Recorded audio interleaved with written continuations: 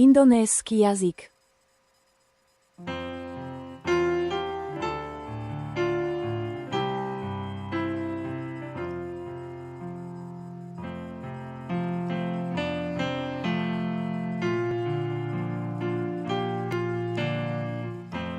Indonésky jazyk je národným a úradným jazykom v celej Indonézii. Je to úradný jazyk komunikácie, ktorý sa vyučuje v školách a používa sa na vysielanie v elektronických a digitálnych médiách.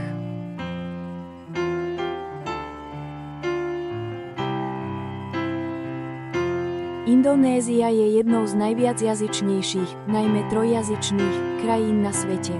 Väčšina Indonézanov hovorí aj svojimi vlastnými regionálnymi alebo etnickými jazykmi. Najrozšírenejšie sú Javčina a Santčina.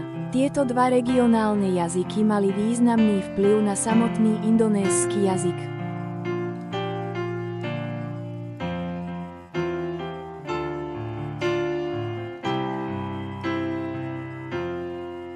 Indonésky jazyk má veľký počet hovoriacich po celej krajine. Spolu s diaspórou žijúcou v zahraničí je indonésky jazyk jedným z najrozšírenejších jazykov na svete.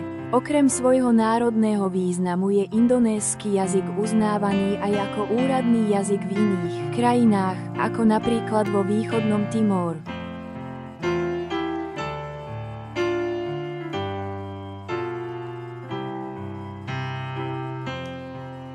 Indonésky jazyk sa tiež oficiálne vyučuje a používa v školách, univerzitách a inštitúciách po celom svete, najmä v Austrálii, Holandsku, Japonsku, Južnej Kórei, východnom Timor, Vietname, Tajvane, Spojených štátoch, Spojenom kráľovstve a ďalších krajinách.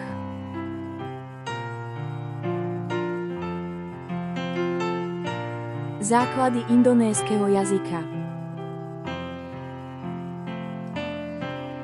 Indonézia má dlhú históriu väzieb s európskymi národmi, najmä od koloniálnej éry.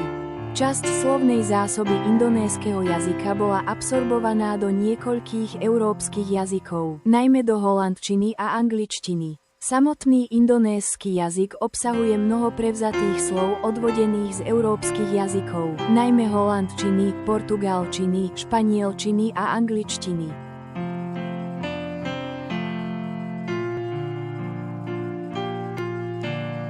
Indonésky jazyk obsahuje aj slová odvodené zo sanskrtu, čínštiny a arabčiny. Tieto slová sa stali súčasťou indonéskeho jazyka pod vplyvom faktorov, ako je obchod a náboženské aktivity. Tento vplyv pretrváva na indonéskom súostroví už od staroveku.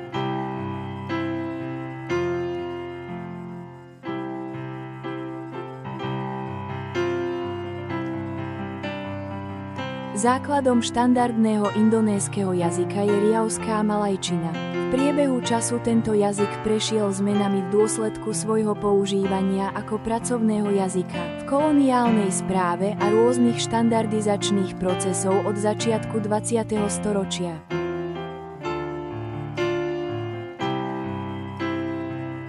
Pomenovanie indonésky jazyk sa začalo vyhlásením sľubu mládeže 28. októbra 1928. Cieľom bolo vyhnúť sa dojmu jazykového imperializmu, ak by sa názov malajčina naďalej používal.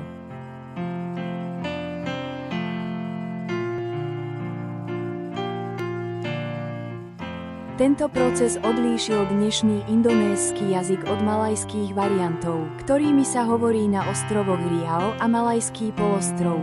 Indonésky jazyk dodnes zostáva živým jazykom a neustále produkuje nové slová, a to ako tvorbou, tak aj absorpciou regionálnych a cudzích jazykov.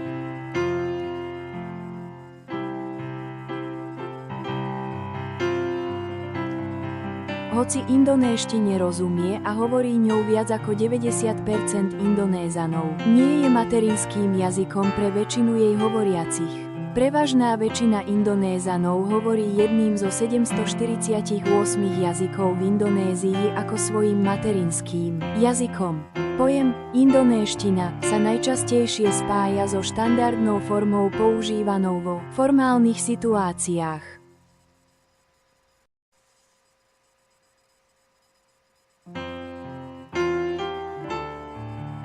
Táto štandardná jazyková varieta je diglosicky príbuzná s ľudovými malajskými formami, používanými v každodennej komunikácii. To znamená, že hovoriaci indonéskym jazykom často používajú hovorovú variáciu alebo ju miešajú s inými malajskými dialektmi alebo svojím rodným jazykom.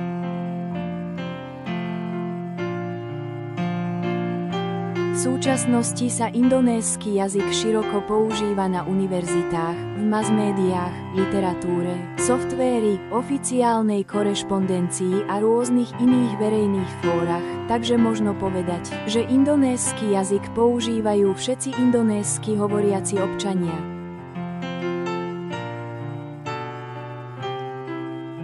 Indonéskeho jazyka sa považujú za relatívne jednoduché. Podľa niektorých výskumníkov sa základy nevyhnutné pre základnú komunikáciu dajú naučiť už za niekoľko týždňov.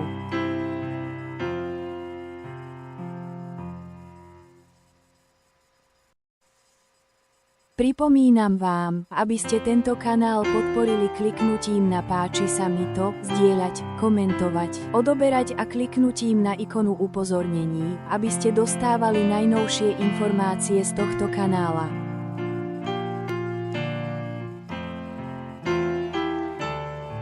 Ďakujem za zhliadnutie tohto videa. Uvidíme sa v ďalšom videu.